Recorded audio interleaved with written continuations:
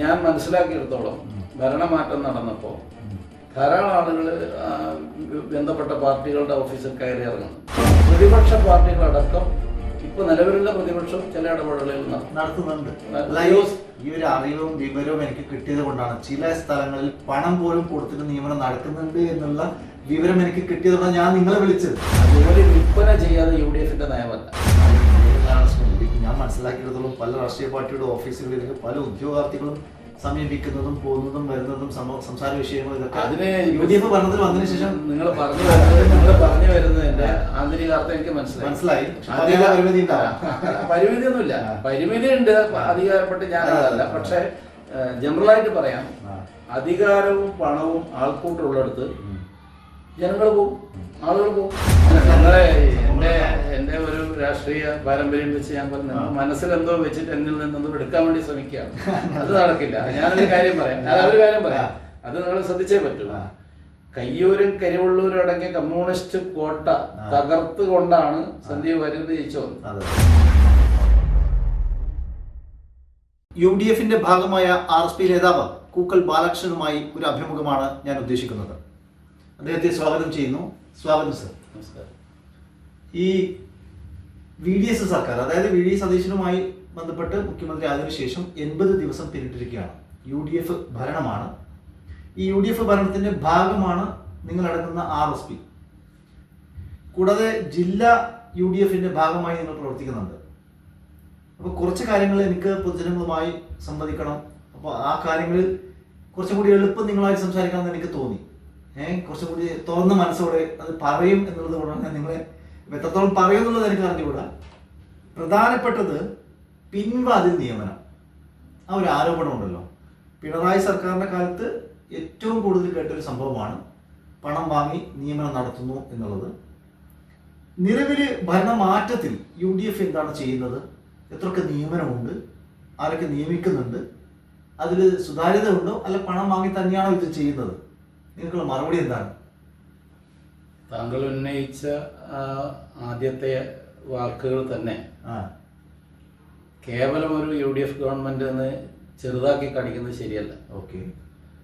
10 വർഷത്തെ ഇടതുപക്ഷ ജനാധിപത്യ മുന്നണി ഗവൺമെന്റിന്റെ വലിയൊരു രാഷ്ട്രീയ പോരാട്ടമായിരുന്നു അതിനെതിരായിട്ട് കഴിഞ്ഞ നിയമസഭാ തെരഞ്ഞെടുപ്പ്. ഓക്കെ.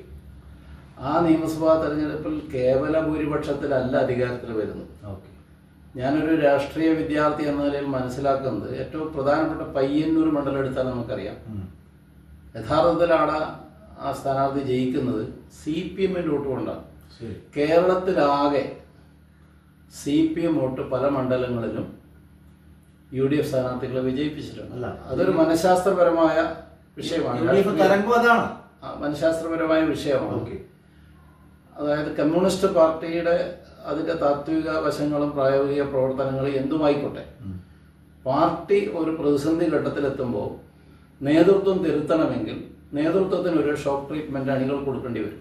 അതാണ് ഈ തെരഞ്ഞെടുപ്പിൽ പ്രധാനമായും ചൂണ്ടിക്കാണിക്കാനുള്ള രാഷ്ട്രീയ മാറ്റം. മറ്റൊന്ന്, UDFന്റെ ചരിത്രത്തിൽ ഏറ്റവും തമാശക്ക് വേണമെങ്കിൽ പറയാം, ഇന്നാർക്ക് പഠിക്കുന്ന ഒരു ഫ്രേസ് ഉപയോഗിക്കാം. മോഹൻലാലിന് പഠിക്കുന്നു, മമ്മൂട്ടിക്ക് പഠിക്കുന്നു ഒക്കെ പറയാം. അതുപോലെ ഞാൻ മനസ്സിലാക്കുന്ന ഒരു വസ്തുത, ബഹുമാനപ്പെട്ട നമ്മുടെ ഇന്നത്തെ കേരള മുഖ്യമന്ത്രി യഥാർത്ഥത്തിൽ പ്രതിപക്ഷ നേതാവാണെങ്കിലും പഠിച്ചത് മുഴുവൻ മുഖ്യമന്ത്രി, നിലവിലുണ്ടായിരുന്ന ഇടതുപക്ഷ മുന്നണിയുടെ മുഖ്യമന്ത്രിയെ കുറിച്ചാണ്. എങ്ങനെ പാടില്ല ഭരണം എന്ന് അദ്ദേഹം കഴിഞ്ഞ 5 കൊല്ലം കൊണ്ട് പഠിച്ചിട്ടുണ്ട്. എന്തൊക്കെ ചെയ്യാൻ പാടില്ല, എങ്ങനെ ജനങ്ങളെ സമീപിക്കണം, എങ്ങനെ പ്രതികരിക്കണം. ഇപ്പൊ എല്ലാ മന്ത്രിസഭാ യോഗം കഴിഞ്ഞ് പിറ്റേ ദിവസം അന്ന് തന്നെ പത്രസമ്മേളനം നടത്തുന്ന ഒരു വലിയ ജനങ്ങളുമായിട്ടുള്ള ഇന്ററാക്ഷനാണ്. ആ ഓരോ വിഷയവും ഓരോ ആഴ്ചയിൽ ക്ലിയറായി പോവുകയാണ്. അദ്ദേഹത്തിന്റെ സംസാരവും അവതരണവും മറുപടിയും മാധ്യമ പ്രവർത്തകർ എന്ത് ചോദിച്ചാലും കൃത്യമായി പഠിച്ച മറുപടി ഉണ്ട്. അതിലിപ്പോ ഈ ലേറ്റസ്റ്റ് ഈ പ്രളയവുമായി ബന്ധപ്പെട്ട കുറച്ച് അപാകതകൾ സംഭവിച്ചു പോയി. മറുപടി കൃത്യത ആ ചോദ്യം നന്നായി, ഞാൻ അതിലേക്ക് വരാം. ആദ്യം താങ്കൾ ചോദിച്ചത് പിൻവാതിൽ നിയമനത്തെ കുറിച്ചാണ്, മറ്റു കാര്യങ്ങളാണ്. അതാണ് കൂടുതൽ അറിയാൻ ആഗ്രഹമുള്ളത്. അത് പിന്നീട് പറയാം. ഈ പ്രളയവുമായി ബന്ധപ്പെട്ട വിഷയം പറഞ്ഞു. ഒരു സംഭവം ജനങ്ങളെ ഏറ്റവും കൂടുതൽ ശ്രദ്ധിക്കുന്ന ഒരു അപകടം നടക്കുക, ഒരു കൊലപാതകം നടക്കുക, അങ്ങനെയുള്ള നെഗറ്റീവിൽ മനുഷ്യൻ കാണുന്ന സംഭവങ്ങളിൽ ജനങ്ങൾ കൂടുതൽ ശ്രദ്ധിക്കും. അതുപോലെ തന്നെ പ്രളയം വോക്കിംഗ് എന്നുള്ള കുറേ ദുരന്തങ്ങൾ നമ്മുടെ നാട്ടിൽ വന്നപ്പോൾ അത് ഏറ്റവും കൂടുതൽ രാഷ്ട്രീയമായി ഉപയോഗിച്ച ഗവൺമെന്റാണ് അധികാരത്തിലുണ്ടായിരുന്നത്. പക്ഷേ ഈ ഗവൺമെന്റ് അങ്ങനെ ഉപയോഗിക്കുന്നില്ല. അങ്ങനെ ഒരു വ്യത്യാസം കണ്ടേക്കാം. ദിവസവും 5 മണിക്ക് പത്രസമ്മേളനം നടത്തുക, എന്തൊക്കെയോ സംഭവിക്കാൻ പോകുന്നുണ്ട്, വലിയ ജിജ്ഞാസ കൊടുക്കുക, ഭയപ്പെടുത്തുക, അതൊന്നും ഈ ഗവൺമെന്റ് ചെയ്യുന്നില്ല. പിന്നെ ഏറ്റവും പ്രധാനപ്പെട്ട കാര്യം അതല്ല. ബഹുമാനപ്പെട്ട വനം വകുപ്പ് മന്ത്രി സഖാവ് ഷിബു ഉപയോഗിച്ചുകൊണ്ടൊരു കമന്റ് പറഞ്ഞിരുന്നു അടുത്ത്. ഇവിടെ ആനയും ആക്രമം, വന്യമൃഗങ്ങളുടെ ആക്രമണം വന്നപ്പോ ഇവിടെ മന്ത്രിമാർ മാത്രമേ മാറിയിട്ടുള്ളൂ, ഉദ്യോഗസ്ഥന്മാർ ആനയും മാറിയിട്ടില്ല. സംവിധാനങ്ങളൊക്കെ ഏറ്റവും വലിയ പ്രത്യേകത എന്ന് പറയുന്നത് കേരളത്തിലെ ഏറ്റവും വലിയ ജീവനക്കാരുടെ സംഘടന NGO യൂണിയനാണ്. അസോസിയേഷനൊക്കെ ഉണ്ട്, വലിയ സംഘടനയുണ്ട്. പക്ഷേ ഒരു ഭരണകൂടത്തെ കൊണ്ടുപോകുന്നതിന് ഏറ്റവും വലിയ റോളുള്ളത് ഉദ്യോഗസ്ഥന്മാർക്കാണ്. ഉദ്യോഗസ്ഥന്മാരെവിടെയും മാറിയിട്ടില്ല. CPM ഇപ്പോൾ പല സ്ഥലത്തും ഭരിക്കുന്നുണ്ട്.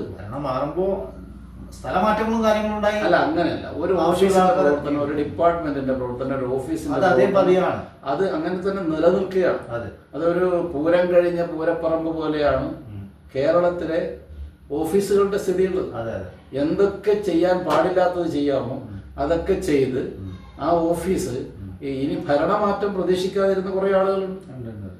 അപ്പൊ ആ ഉദ്യോഗസ്ഥ ഭരണം, നമുക്കറിയാം നമ്മുടെ സംസ്ഥാനത്ത് നിരവധി മാറ്റങ്ങൾ വരേണ്ട സമയം അതിക്രമിച്ചിട്ടൊന്നുമില്ല. എങ്കിലും ധാരാളം ഇപ്പോൾ ബോർഡ് കോർപ്പറേഷൻ നിയമനം, അങ്ങനെ പിന്നെ നിയമവകുപ്പിലുള്ള നിയമനം, അങ്ങനെ ഒരുപാട് നിയമനങ്ങൾ മാറണം.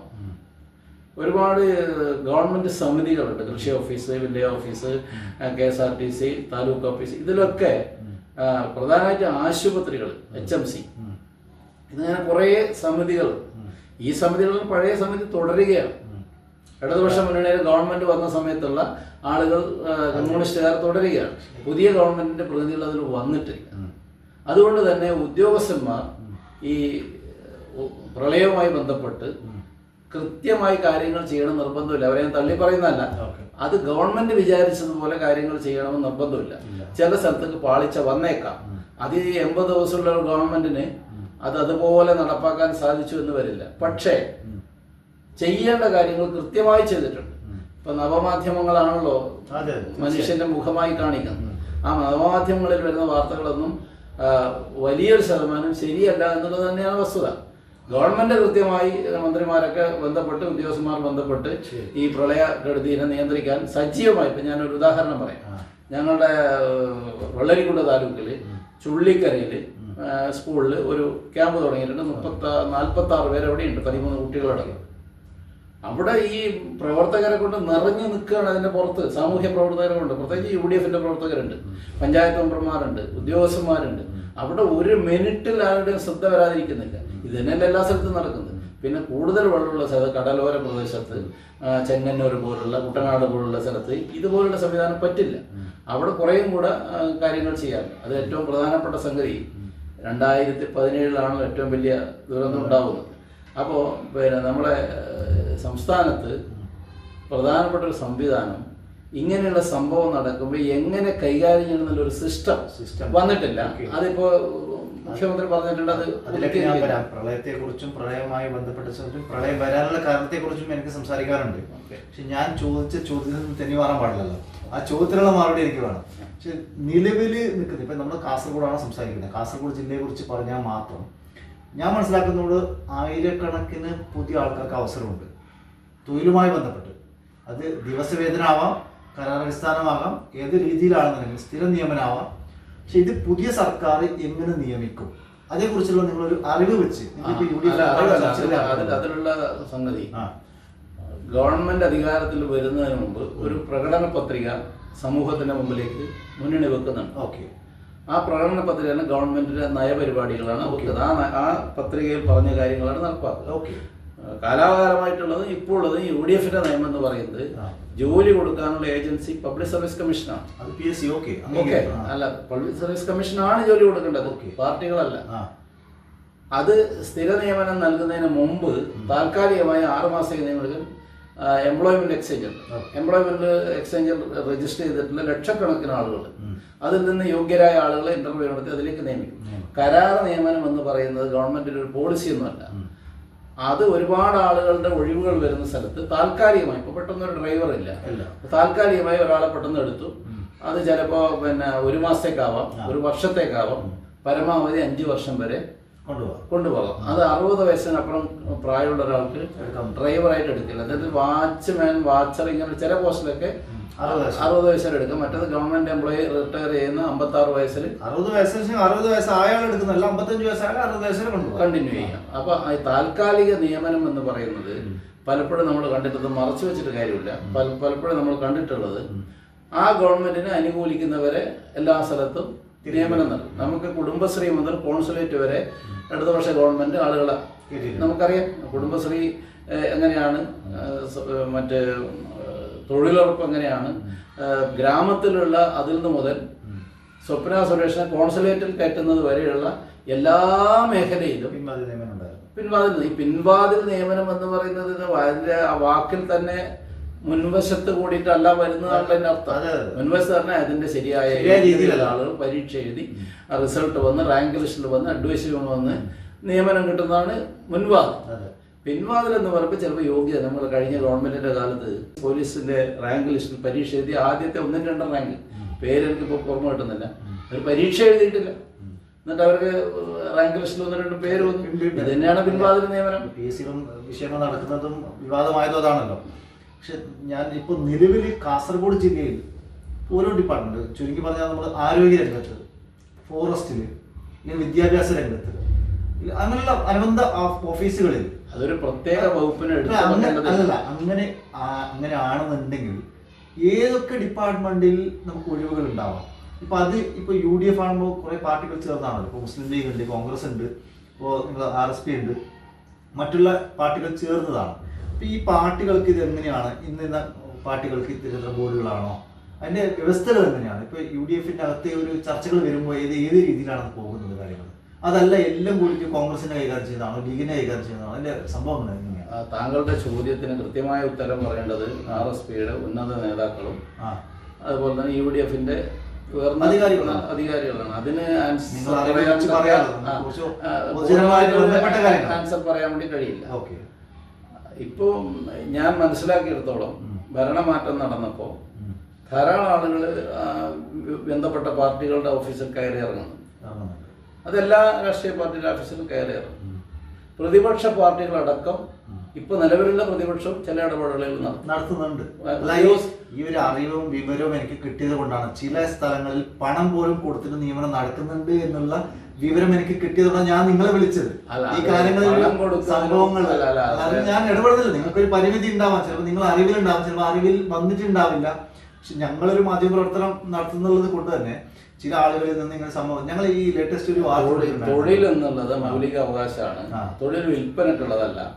പണം മേടിക്കുക എന്നുള്ള സ്വാഭാവികമായിട്ടും സാമൂഹ്യ രാഷ്ട്രീയ പ്രവർത്തനം നടത്തുന്ന രാഷ്ട്രീയ പാർട്ടികൾക്ക് ചെലവ് വരുമ്പോൾ നിങ്ങളെ കണ്ടാലും പാർട്ടി ഫണ്ടുള്ള സമയത്ത് റെസീറ്റ് തന്ന് ഒരു ഫണ്ട് അഭ്യർത്ഥിക്കും.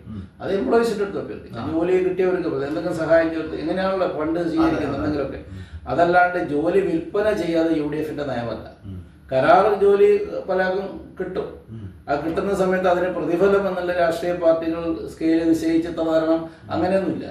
അവര് പിന്നീട് എന്തെങ്കിലും പാർട്ടി ഫണ്ടോ എന്തെങ്കിലും സമ്മേളനങ്ങളോ പരിപാടികളോ ഉണ്ടാകുന്ന സമയത്ത് ഇവരെ എല്ലാവരെയും സമീപിക്കുന്നത് ഇവരെയും സമീപിക്കും. അവരൊരു നിശ്ചിത സംഖ്യ അവര് ഒരു പ്രതിഫലം എന്ന നിലയിലല്ല, ഒരു സ്നേഹ സംഭാവന ഉദ്യോഗസ്ഥർ കൊടുക്കും. അത് എല്ലാവരും കൊടുക്കില്ല. അത് ഉദ്യോഗസ്ഥർ തന്നെ സമൂഹത്തിന്റെ ഭാഗമല്ല, സമൂഹത്തിന്റെ ഭാഗമാണ്. പിന്നെ അവർക്ക് ഇഷ്ടപ്പെടുന്ന രാഷ്ട്രീയ പാർട്ടിക്ക് അവരെ മനസ്സിനനുസരിച്ച് അവർ കൊടുക്കും. പിന്നെ കാസർഗോഡ് ജില്ലയിൽ ഏറ്റവും വലിയ പ്രതിസന്ധിയുള്ള മേഖല ആരോഗ്യ മേഖലയാണ്. ഇപ്പൊ മെഡിക്കൽ കോളേജിനെ കുറിച്ച് ഞാൻ വിശദീകരിക്കുന്നില്ല. മെഡിക്കൽ കോളേജ് കഴിഞ്ഞ 13 വർഷമായും അതിൻ്റെതായ ശരിയായ രീതിയിൽ കൊണ്ടുവരാൻ കഴിഞ്ഞ ഗവൺമെന്റ് കഴിഞ്ഞിട്ടില്ല. അതെന്ത് വസ്തുതയാണ്, രാഷ്ട്രീയ ഇപ്പോഴത്തെ ഗവൺമെന്റ് തീർച്ചയായിട്ടും അത് മെഡിക്കൽ കോളേജിന്റെ ശരിയായ അർത്ഥത്തിലേക്ക് കൊണ്ടുവരാനുള്ള പ്രാഥമിക പ്രവർത്തനങ്ങൾ ആരംഭിച്ചിട്ടുണ്ട്. ചിലപ്പോൾ കുറെ കഴിയുമ്പോഴത്തേക്ക് ഇത് ശരിയായ രീതിയിലേക്ക് വന്നേക്കാം. എനിക്ക് അതിനെക്കുറിച്ച് 100% അഭിപ്രായം പറയാൻ വേണ്ടി കഴിയില്ല. കാരണം അത് വന്നേക്കാമെന്നേ പറയാൻ പറ്റൂ. അവിടെ എത്ര തസ്തിക അനുവദിച്ചാലും, എത്ര അഡ്മിറ്റ് ചെയ്താലും, എത്ര സൗകര്യങ്ങൾ ഉണ്ടായാലും അത് മറ്റ് മെഡിക്കൽ കോളേജിലേക്ക് തുല്യമായ രീതിയിലേക്ക് എത്രത്തോളം വരും എന്നുള്ളത് കണ്ടറിയേണ്ട കാര്യമാണ്. ഇതേക്കുറിച്ച് വിഷയങ്ങൾ ഇപ്പോൾ കാസർഗോഡ് MLA ഇപ്പോൾ കലക്ടറുമായി ഹാജി മുഖ്യമന്ത്രിയുമായി ഒരു ചർച്ച നടത്തി, കഴിഞ്ഞ ദിവസം നടത്തി. അതിന് ഒരു ഫോളോ അപ്പ് ചെയ്യുന്നുണ്ട്, അദ്ദേഹം മാക്സിമം ചെയ്യുന്നുണ്ട്. നമുക്കൊരു പ്രതീക്ഷയുണ്ട് പെട്ടെന്ന് പ്രാവർത്തികമാവും. മുഖ്യമന്ത്രിക്കും സ്പെഷ്യൽ ഇനിഷ്യേറ്റീവ് അദ്ദേഹം എടുക്കുന്നുണ്ട്. കാസർഗോഡിന് പ്രതീക്ഷയുണ്ട്. കഴിഞ്ഞ 10 വർഷത്തേട്ടത് ഭരണം പോലെ അല്ല, അതായത് ഭരണം ചെയ്തില്ല എന്നുള്ളതല്ല, പക്ഷെ മന്ദഗതിയിലായിരുന്നു, പ്രതിസന്ധിയിലായിരുന്നു, പ്രേതാലയം പോലെ ഒരു കെട്ടിടമായിരുന്നു. അപ്പോൾ അതിനൊരു മാറ്റം വരുമെന്നുള്ള പ്രതീക്ഷയുണ്ട്. ഈ സംഭവത്തിൽ ഇപ്പം നിങ്ങളെ ഒരു അറിവ് വെച്ച് പ്രാഥമികമായ സംഭവം നടത്തി ഇപ്പം തൊഴിലവസരം കാസർഗോഡ് ജില്ലയിൽ ഒരുപാടുണ്ട് അല്ലെ, വേക്കൻസി ഒരുപാടുണ്ടല്ലോ. അതിൽ നിയമനം നടക്കും, നടക്കും. പക്ഷെ അതിൽ എങ്ങനെയൊക്കെ നടക്കും, ഏതൊക്കെ നടക്കുമെന്ന് കണ്ടറിയണം. അതൊരു പ്രധാനമായിട്ടുള്ള സംഗതി. ഞാൻ മനസ്സിലാക്കിയ കാര്യങ്ങൾ 100% ശരിയാവണമെന്നില്ല. നമ്മൾ പാർട്ടിക്കകത്തും UDF-നകത്തൊക്കെ ഉന്നയിച്ച വിഷയങ്ങളാണ്, ചർച്ച ചെയ്ത വിഷയങ്ങളാണ്. ഏറ്റവും പ്രധാനപ്പെട്ട ജനങ്ങളെ ബാധിക്കുന്നത് ആരോഗ്യ മേഖലയിലാണ്. വൈകുന്നേരങ്ങളിലോ ഒരു ഹോസ്പിറ്റലിൽ പോയാൽ, ഒരു PHC പോയാൽ ഡോക്ടറില്ല. ഇപ്പോൾ നമ്മുടെ ജില്ലക്കകത്ത് 60 ഡോക്ടർമാരുടെ കുറവ് ഏറ്റവും ചുരുങ്ങിയതുണ്ട്. ഈ ഡോക്ടർമാരെ നിയമിക്കപ്പെടുന്ന ഒരു വിഷയം, നമ്മുടെ കേരള മെഡിക്കൽ കൗൺസിലിൻ്റെ പരീക്ഷ എഴുതിയ ആൾക്ക് കർണാടകത്തിൽ ജോലി കിട്ടും. കർണാടക മെഡിക്കൽ കൗൺസിലിൽ പരീക്ഷ എഴുതിയൊക്കെ കേരളത്തിൽ ജോലി രജിസ്ട്രേഷന് അംഗീകരിക്കുന്നില്ല. അപ്പോൾ അത് കർണാടകത്തിലുള്ള ഡോക്ടർമാരെ കേരള ഗവൺമെന്റ് അംഗീകരിക്കണമെന്ന് UDF എന്ന നിലയിൽ സ്റ്റേറ്റ് ഗവൺമെന്റിനോട് അഭ്യർത്ഥിച്ചിട്ടുണ്ട്. മനസ്സിലാക്കുക. അപ്പോൾ അത് ഏതാണ്ട് അംഗീകാരമായിട്ടുണ്ടെന്നാണ് എനിക്ക് മനസ്സിലാക്കുന്നത്. അതനുസരിച്ച് നിയമനം നടക്കും. ഇത് ഒരു ദിവസം ഇപ്പൊ ആര് ഭരിച്ചാലും ഇത് ഒരു ദിവസം പെട്ടെന്നുണ്ടായ ഒരു പ്രതിസന്ധിയല്ല. ഡോക്ടർമാർ തന്നെ വേണം. പിന്നെ ഇതിലുള്ള ഒരു വിഷയം എവിടെയെന്ന് പറഞ്ഞാൽ, സാധാരണ ഒരു പ്രൈവറ്റ് ഹോസ്പിറ്റലിലെ ഡോക്ടർക്ക് ഡെയിലി 3000 രൂപ ശമ്പളം ഉണ്ടെന്നാണ് എൻ്റെ കേട്ടത്. കൃത്യമായിട്ട് എനിക്കറിയില്ല. എന്നാൽ 90,000 രൂപ ഒരു മാസം അവർക്ക് ശമ്പളം മിനിമം കിട്ടും. താമസ സൗകര്യം, മറ്റൊക്കെ പല ഫെസിലിറ്റീസും കിട്ടും, എല്ലാം കിട്ടും. ഗവൺമെന്റ് ഡോക്ടർക്ക് ആകെ 50,000 രൂപ കിട്ടും. അതിൽ കൂടുതൽ അത് ആദ്യ നിയമനത്തിന് അത്രയേ ഉള്ളൂ. സ്വാഭാവികമായിട്ടൊരു ഡോക്ടർ ഇപ്പോൾ അടുത്ത് ഞാൻ സ്കൂളിൽ ആശുപത്രി പറയുന്നില്ല, ഗവൺമെന്റ് ഡോക്ടർമാർ 2 ഡോക്ടർമാരെ എനിക്ക് പരിചയമുള്ള റിസൈൻ ചെയ്തിട്ട് സ്വകാര്യ ആശുപത്രിയിൽ പോയി. കാരണം ഏതാണ്ട് ഇരട്ടിയാണ് വരുമാനം അവരുടെ. അല്ല, അത് ചില സ്വകാര്യ ആശുപത്രിയിൽ ഇന്ന് ഡോക്ടർ ഒരു സ്പെഷ്യലിസ്റ്റ് ഡോക്ടർ ആണെന്നുണ്ടെങ്കിൽ സർക്കാർ ആശുപത്രിയിൽ ഉണ്ടെങ്കിൽ അവർ വാങ്ങുന്ന വേതനത്തിന് 3-4 ഓഫർ ചെയ്തിട്ടാണ്. ഇരട്ടി എന്തായാലും ഉണ്ട്, ഓഫർ ചെയ്തിട്ടുണ്ടോന്നുണ്ട്. അത് അവരുടെ സ്വകാര്യ ആശുപത്രിയിൽ 3 ലക്ഷം 4 പറഞ്ഞാൽ ജനങ്ങൾക്ക് ചികിത്സാ സൗകര്യം കൊടുക്കുന്നുണ്ടെങ്കിലും അത് ബിസിനസ്സാണ്, ഒരു സൈഡിൽ ബിസിനസ്സാണ്. അപ്പൊ ബിസിനസ് നേരെ കൊണ്ടു നടക്കാൻ വേണ്ടി കഴിവുള്ള ആളുകളെ എടുക്കും, ഇപ്പൊ ഡോക്ടർമാരെ കൊണ്ടുപോകും. ഇങ്ങനെ ഷോർട്ടേജ് വരുമ്പോൾ അത് ഫില്ല് ചെയ്യാൻ നമ്മുടെ അടുത്ത് പ്രത്യേക സംഗതിയൊന്നുമില്ല. MBBS അതിന്റെ മുകളിൽ വിവിധ വിഷയങ്ങൾ സേവനം ചെയ്യാൻ കൂടി തയ്യാറാവുന്ന ഡോക്ടർമാരെ വേണം. ഇല്ലെങ്കിൽ ഈ ചെറിയ പൈസക്ക് വേതനത്തിന് അവർ നിൽക്കൂലല്ലോ. അല്ല, അങ്ങനെ കുറെ ഡോക്ടർമാരുണ്ട്, പക്ഷെ നമുക്ക് ആവശ്യത്തിനുള്ള ഡോക്ടർമാരില്ല. ഇത് ഫില്ല് ചെയ്യാൻ വേണ്ടി ഒരു രാഷ്ട്രീയ പാർട്ടിയും ആരോടും ഒന്നും വാങ്ങിക്കില്ല. പിന്നെ ഇപ്പോഴത്തെ ഒരു കഴിഞ്ഞ ഗവൺമെന്റ് ഉണ്ടാക്കിയ ഒരു സംവിധാനം, ഈ പാർട്ട് ടൈം സ്വീപ്പർ തുടങ്ങിയ ഏറ്റവും താഴേക്കടയിലുള്ള ജോലി, താഴേക്കടയിലെ ചെറിയ ജോലി, താഴ്ന്ന ജോലിയല്ല, അത് ചെറിയ ജോലിക്ക് വരുമാനം കുറഞ്ഞ ജോലി കുടുംബശ്രീ വഴി ആളുകളെ നിയമിക്കണം എന്നൊരു വ്യവസ്ഥയിൽ എല്ലാ സ്ഥലത്തും ഇല്ല, ചില ഡിപ്പാർട്ട്മെന്റിലൊക്കെ കുടുംബശ്രീയാണ് ആളെ കൊടുക്കുന്നത്. ആ സംവിധാനം പൊളിക്കും. അതൊക്കെ രാഷ്ട്രീയ നേട്ടങ്ങൾക്ക് വേണ്ടി ചെയ്ത കാര്യങ്ങളാണ്. അത് ശരിയായ രീതിയിൽ എന്താണ് ഇതുവരെ നടന്ന് ആ രീതിയിൽ തന്നെ പരീക്ഷ എഴുതി അല്ലെങ്കിൽ ഇന്റർവ്യൂ നടത്തി ബന്ധപ്പെട്ട ഡിപ്പാർട്ട്മെന്റ് ആളുകളെ പോസ്റ്റ് ചെയ്യും. ഒരുപാട് ഒഴിവുകളുണ്ട് എന്ന് പറയുമ്പോൾ അതിൻ്റെ ഒരു പ്രത്യേകം ശ്രദ്ധിക്കേണ്ട ഒരു കാര്യം, ഒരു സ്ഥാപനത്തിനകത്ത് കുറേ ഒഴിവുകളുണ്ട്. ആ ഒഴിവ് ഒരു 10 ഒഴിവുണ്ടെന്ന് വിചാരിച്ചു. ഈ 10 ഒഴിവ് ഒരുമിച്ച് ആളുകളെ മാറ്റി 10 പുതിയ ആളെ ആക്കിയാൽ സിസ്റ്റം ഫെയിലാവും. ഒരാളെ മാറ്റി അയാളെ പഠിച്ച് അടുത്ത ആളെ മാറ്റി അങ്ങനെ മാത്രമേ മാറ്റം വരുത്താൻ പറ്റൂ. System fail. ഇപ്പൊ ഡ്രൈവിംഗ് അറിയാത്ത ഒരാളാ ലൈസൻസ് ഉള്ളതുകൊണ്ട് പോസ്റ്റ് ചെയ്യാൻ പറ്റില്ലല്ലോ. നന്നായിട്ട് ഇപ്പൊ ഫോറസ്റ്റ് വകുപ്പിൽ തന്നെ വനം അറിയുന്ന ആളായിരിക്കണം. കടലിൽ പോകുന്ന ആളൊക്കെല്ലാം കടലിന്റെ കാര്യം അറിയും. അതുപോലെ വനത്തിൽ പോകുന്ന വനത്തിന്റെ കാര്യങ്ങൾ കുറച്ചെങ്കിലും അറിയുന്ന ആളായിരിക്കും. ചിലപ്പോൾ രാത്രിയും പകലും പണിയെടുക്കേണ്ടി വരും. ഓഫീസ് ടൈം വനത്തിൽ പറ്റില്ല, 10 to 5 അല്ല. ഫയർഫോഴ്സ് പോലെയാണ്, 24 hour ആണ്. എപ്പോൾ വിളിച്ചാലും മൃഗങ്ങളെ ഓടിക്കാൻ. വേതനത്തിന്റെ സംഭവം രാത്രി പോയാലും ഒരു വേതനം ഇല്ലെങ്കിൽ പകൽ പോയാലും വേതനം അങ്ങനെ പ്രത്യേകിച്ചതൊന്നുമില്ല. അല്ല, അങ്ങനെയല്ല. അത് മൃഗം വരുന്നതിന് ടൈം പകലില്ല. വരുന്നതിന് കണക്കല്ല, ഇവര് പല സമയത്തും ഫ്രീ ആയി ഇരിക്കുന്നത് കൊണ്ട് ഏത് സമയത്തും അവർ അലർട്ട് ആയിരിക്കണം. അലർട്ട് ആയിരിക്കണം എന്ന് മാത്രമല്ല, ഈ ആന ഒരിക്കൽ പകല് വരില്ല. വളരെ അപൂർവമാണ് ആന വരിക. അത് വന്യമൃഗങ്ങൾ 99% പകൽ ആക്രമിക്കാൻ വേണ്ടി വരില്ല. കൃഷിയിടങ്ങളിലേക്ക് വഴിതെറ്റി പോയി അങ്ങനെയൊക്കെ വന്ന് പെട്ടുപോകുന്ന എൻ്റെ വീടിന്റെ മുമ്പിലൊക്കെ കാട്ടി വന്നിന് പകല് തെറ്റി വന്നു പോയതാണ്. അതല്ലാണ്ട് അവര് ഭക്ഷണം തേടിയിട്ടോ ഒക്കെ ഇറങ്ങുന്നത് രാത്രി കാലങ്ങളിലാണ്. ഈ സമയമാണ്. ആ രാത്രി കാലങ്ങളിൽ ഈ ഫോറസ്റ്റ് ഉദ്യോഗസ്ഥന്മാരുടെ കാര്യം വലിയ റിസ്ക് ഉള്ള പണി തന്നെയാണ്. പിന്നെ പാമ്പ് പിടുത്തക്കാരുണ്ട്, അങ്ങനെ പല വിഭാഗമുണ്ട്. ഫ്ലൈയിങ് സ്ക്വാഡ് ഉണ്ട്, വാച്ചർമാരുണ്ട്, ഓഫീസർമാരുണ്ട്, അങ്ങനെ പലരും ഉണ്ട്. അത് ആ കാര്യങ്ങൾ നടത്തിക്കൊണ്ടുപോകാൻ ഇവരുടെ ഏകോപനം എന്ന് പറയുന്നത് ചെറിയ കാര്യമൊന്നുമല്ല. അപ്പൊ അതിൽ പെട്ടെന്ന് ഒരാളെ മാറ്റി ഒരാൾക്ക് ജോലി സപ്പോർട്ട് ചെയ്യാൻ അതല്ലല്ലോ കാര്യം, സിസ്റ്റം നടക്കണ്ടേ. അത് തന്നെയാണ് ഞാൻ ഈ കാര്യം ഉന്നയിക്കാൻ കാരണം. ഞാൻ മനസ്സിലാക്കിയെടുത്തോളം പല രാഷ്ട്രീയ പാർട്ടിയുടെ ഓഫീസുകളിലേക്ക് പല ഉദ്യോഗാർത്ഥികളും സമീപിക്കുന്നതും പോകുന്നതും വരുന്നതും സംസാര വിഷയങ്ങളും ഇതൊക്കെ അതിന് UDF ഭരണത്തിൽ വന്നതിന് ശേഷം നിങ്ങൾ പറഞ്ഞു വരുന്നതിന്റെ ആന്തരികാർത്ഥം എനിക്ക് മനസ്സിലായി. പരിമിതിയൊന്നുമില്ല, പരിമിതി ഉണ്ട്.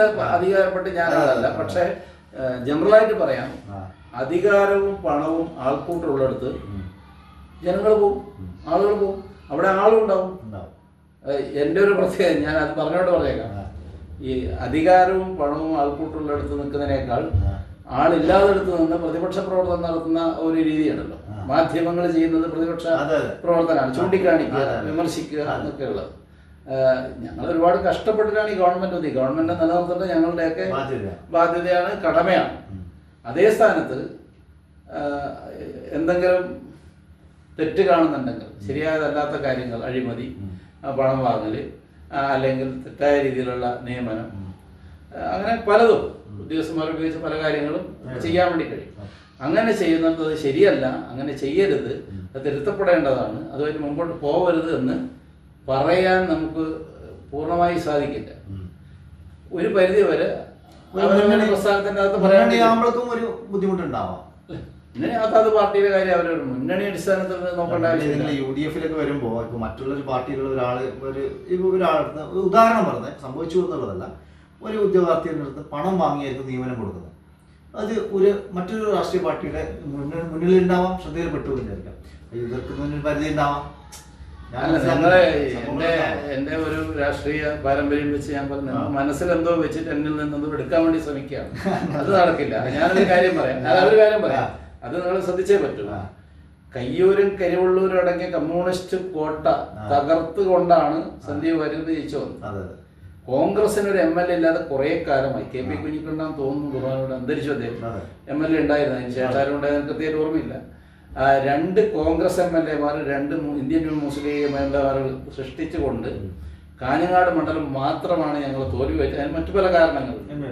അപ്പൊ കാസർഗോഡ് ജില്ലയിലെ UDF-ന്റെ തേരോട്ടം തന്നെ ഞങ്ങൾ നടത്തിയിട്ടുണ്ട്. അത് എല്ലാ രാഷ്ട്രീയ പാർട്ടിയും, UDF-ന് കൊടുക്കുന്ന ഇന്ത്യൻ നാഷണൽ കോൺഗ്രസ് ആയാലും ഇന്ത്യൻ മുസ്ലിം ലീഗ് ആയാലും മറ്റ് ഘടകകക്ഷികളായാലും അങ്ങേയറ്റം ശ്രമിച്ചു തന്നെയാണ് ഈ വിജയം വന്നിട്ടുള്ളത്.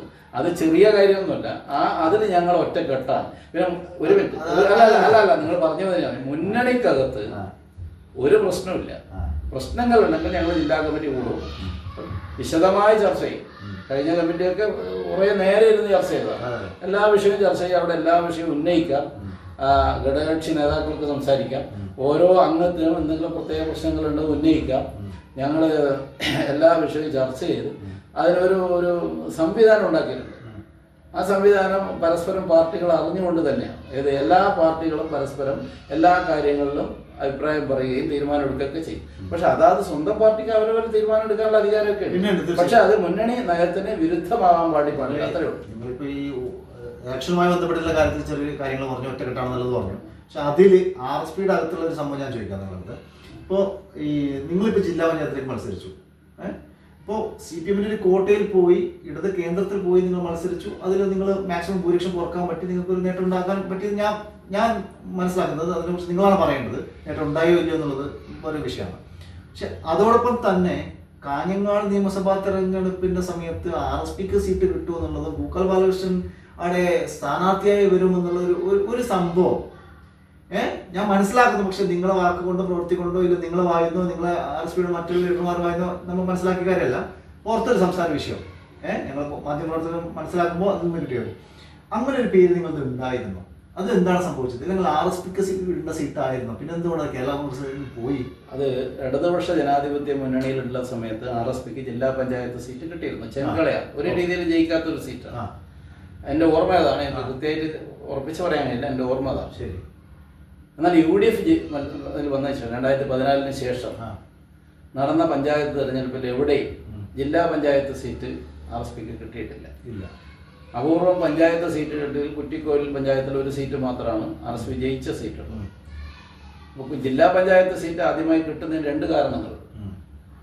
ഒന്ന്, ഒരു സീറ്റ് ഇപ്രാവശ്യം എല്ലാ സ്ഥലത്തും തദ്ദേശ സ്വയംഭരണ സ്ഥാപനങ്ങൾ വർദ്ധിച്ചിട്ടുണ്ട്. പഞ്ചായത്തിലായാലും ബ്ലോക്കിലായാലും ഡിവിഷൻ അല്ല, ഒരു +1 നിലവിലുള്ളതിനേക്കാൾ ഒരു സീറ്റ് ജില്ലാ പഞ്ചായത്തിൽ കൂടി. സ്വാഭാവികമായിട്ടും ആ സീറ്റ് RSPക്ക് വേണമെന്ന് നിങ്ങൾ ആവശ്യപ്പെട്ടു. മാത്രമല്ല പഞ്ചായത്ത് തലത്തിൽ ഞങ്ങളെ സംബന്ധിച്ചുള്ള അഭിമുഖീകരിക്കുന്ന പ്രശ്നം കുറച്ച് സീറ്റുകളൊക്കെ ഞങ്ങൾക്ക് പഞ്ചായത്തിൽ മത്സരിക്കാൻ കിട്ടുമായി. ഞങ്ങൾക്ക് നേതാക്കന്മാരുടെ എണ്ണം കുറവാണ്. സാമ്പത്തിക ഒരു പഞ്ചായത്ത് വാർഡിൽ വലിയൊരു തുക വേണം മത്സരിക്കാൻ. ഇതൊക്കെ കോർഡിനേറ്റ് ചെയ്യാറില്ല. ഞങ്ങൾക്ക് അങ്ങനെ ഓടി നടക്കാൻ പറ്റുന്ന സംഘടനാ ശേഷി കാസർഗോഡ് ജില്ല വേണ്ടത്ര ആയിട്ടില്ല. ഇപ്പോൾ നല്ല സംവിധാനമുണ്ട്, പക്ഷെ അന്ന് പഞ്ചായത്ത് ഇലക്ഷൻ സമയത്തൊക്കെ അത്രയും. അപ്പോൾ ഞങ്ങൾ ജില്ലാ പഞ്ചായത്ത് പറഞ്ഞാൽ 42 വാർഡുണ്ട്. സംസ്ഥാനത്ത് തന്നെ ശ്രദ്ധിക്കപ്പെടുന്ന ഒരു തെരഞ്ഞെടുപ്പാണ് ജില്ലാ പഞ്ചായത്ത് തെരഞ്ഞെടുപ്പ്. ഏതാണ്ടെല്ലാം പൊളിറ്റിക്സ് ആണത്, ഗ്രാമപഞ്ചായത്ത് പോലെ. എൻ്റെ ഡിവിഷൻ കുറ്റിക്കോലിൽ എന്നെ സ്ഥാനാർത്ഥിയാക്കുമ്പോൾ അതിനൊന്ന് നടന്ന ചർച്ചകളെ കുറിച്ചൊന്നും എനിക്ക് അങ്ങനെ വെളിപ്പെടുത്താൻ വേണ്ടി കഴിയില്ല. ഏതായാലും എൻ്റെ പൂർണ്ണ സമ്മതത്തിലല്ല ഞാൻ സ്ഥാനാർത്ഥിയായത്, പാർട്ടിയുടെയും മുന്നണിയുടെയും തീരുമാനത്തിൻ്റെ ഭാഗമായിട്ടാണ് കുറ്റിക്കോലിൽ. കാരണം ആ ഒരു പൊളിറ്റിക്കൽ സ്ഥിതി വലിയ ഭൂരിപക്ഷത്തിന്, കാരണം വാർഡുകൾ എപ്പോഴും ഒരുപോലെ ഉണ്ടാവില്ല. കള്ളാറ് മുമ്പ് പിന്നെ വാർഡ് വിഭജനവുമായി ബന്ധപ്പെട്ട് മുമ്പുണ്ടായിരുന്ന ആ ഒരു ഭൂരിപക്ഷമോ കാര്യങ്ങളോ സംഭവങ്ങളോ ഇപ്പോഴത്തെ വാർഡ് വരുന്നില്ലല്ലോ. മുന്നണി ഗവൺമെന്റ് LDF ഗവൺമെന്റ് അധികാരത്തിലിരിക്കുമ്പോൾ അവർ ജയിക്കേണ്ട രീതിയിലെല്ലാം സെറ്റപ്പ് ചെയ്ത് വെക്കും. അത് സ്വാഭാവികം, അത്രേ പറയാൻ പറ്റും. ജില്ലാ പഞ്ചായത്ത് പിടിക്കുന്നതിന് എന്താണ് ഇത്? ഈ കുറ്റിക്കോൾ ഡിവിഷൻ എന്ന് പറഞ്ഞാൽ പനത്തടിയിലെ 17 വാർഡ്, കുറ്റിക്കോളിലെ 17 ward, 6 ward, 3 ward complete CPM ആണ്. ഈ 40ഓളം വാർഡുകളിൽ ചുരുങ്ങിയ 10-ൽ താഴെ 10ഓളം വാർഡ് മാത്രമേ UDFനുള്ളൂ. അവിടെ ജയിക്കാൻ സാധ്യതയില്ല. പക്ഷെ ഞങ്ങളൊരു കണക്കൂട്ടൽ മത്സരിച്ചാൽ പിടിക്കാം, അതിന് സാധ്യതയുണ്ടായിരുന്നു. ആ സാധ്യത എന്ന് പറയുന്നത് ഏറ്റവും ഒടുവിൽ ഇലക്ഷൻ്റെ ഏറ്റവും ഒടുവിൽ CPMൻ്റെ ഒരു പ്രധാനപ്പെട്ട പ്രവർത്തകൻ എന്നോട് പറഞ്ഞു 12,600 വോട്ടിൻ്റെ വ്യത്യാസമുണ്ട്, എന്തിനാണ് ഇങ്ങനെ മെനക്കെടുന്നത് ചോദിച്ചു.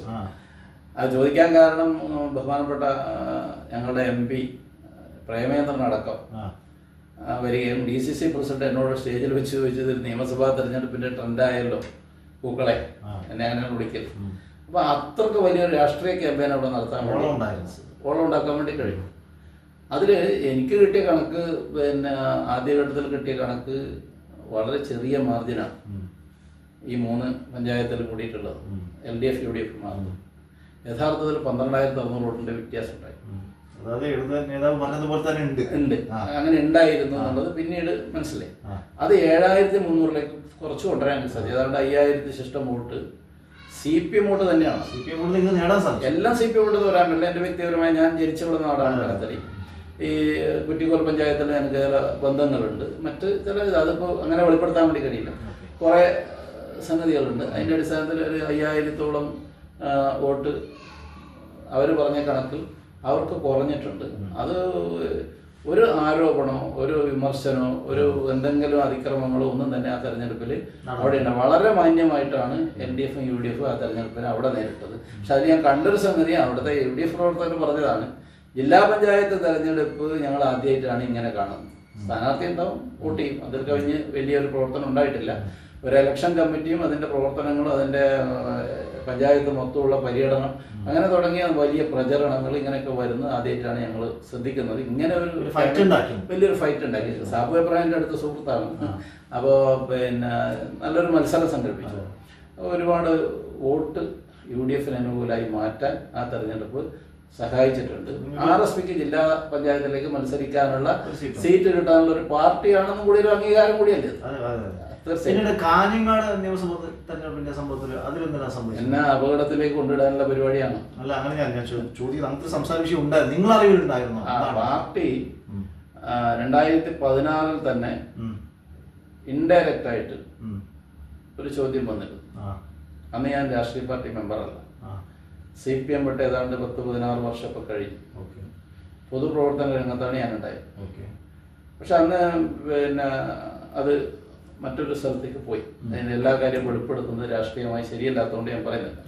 ഇതുപോലെ 2021 കൊറോണ കഴിഞ്ഞ ഒരു ഘട്ടത്തിൽ അന്ന് തെരഞ്ഞെടുപ്പ് നടക്കുന്നു. അന്നും ചില ചർച്ചകളൊക്കെ പാർട്ടിക്കകത്ത്, മുന്നണിക്കകത്ത്, കാസർഗോഡ് ജില്ലയിൽ ചില ചർച്ചകളൊക്കെ വന്നിരുന്നു. പക്ഷെ അന്നൊന്നും നമുക്ക് മത്സരിച്ച് നേടാൻ വേണ്ടി കഴിയുന്ന ഒരവസ്ഥ ആയിരുന്നില്ല. ഒരു ഘട്ടത്തിൽ ബഹുമാനപ്പെട്ട ചന്ദ്രേട്ടൻ MLA ആയി, പിന്നീട് മന്ത്രിയായി. അപ്പോൾ അതിനുള്ള സാധ്യത, അത് കമ്മ്യൂണിസ്റ്റ് കർഷക പ്രസ്ഥാനത്തിൻ്റെ ഏറ്റവും ശക്തമായ അടിത്തറയുള്ള മണ്ഡലം തന്നെയാണ്, തർക്കമൊന്നുമില്ല. കാരണം 80 മുതൽ കഴിഞ്ഞ ഈ ഇലക്ഷൻ വരെ 46 വർഷമായി ആ കാഞ്ഞങ്ങാട് മണ്ഡലത്തിൻ്റെ മുക്കും മൂലയിലും പോയിട്ടുള്ള ആളാണ് ഞാൻ. എല്ലാ ഇലക്ഷനും ഞാൻ ചീഫ് ഏജന്റോ അല്ലെങ്കിൽ ഭാരവാഹിയായി പ്രസംഗിക്കാൻ പ്രവർത്തനങ്ങൾ പോയിട്ടുള്ള ഒരാളാണ്. 46 വർഷത്തെ രാഷ്ട്രീയ ബന്ധം, തെരഞ്ഞെടുപ്പ് ബന്ധം ആ മണ്ഡലത്തിൽ എനിക്കുണ്ട്, കൃത്യമായിട്ട് അറിയാം. പിന്നെ മണ്ഡലം വിഭജിച്ചപ്പോൾ വസ്തുക്കൾ പോയി കാഞ്ഞങ്ങാട് വരുമ്പോൾ ചില അങ്ങോട്ട് അജാനൂർ ഉദുമയിൽ നിന്ന് മാറി അങ്ങനെ ചില സംവിധാനങ്ങൾ വന്നിട്ടുണ്ട്. എങ്കിലും അവിടെ ഈ മടിക്കൈ, അജാനൂർ, ബേളൂർ പഞ്ചായത്ത്, ഈ മടിക്കൈ, അജാനൂർ, ബേളൂർ, കരിന്തളം, ഈ 4 പഞ്ചായത്തിൽ എപ്പോഴും LDF ഭൂരിപക്ഷത്തിന് വ്യത്യാസം വരാറില്ല.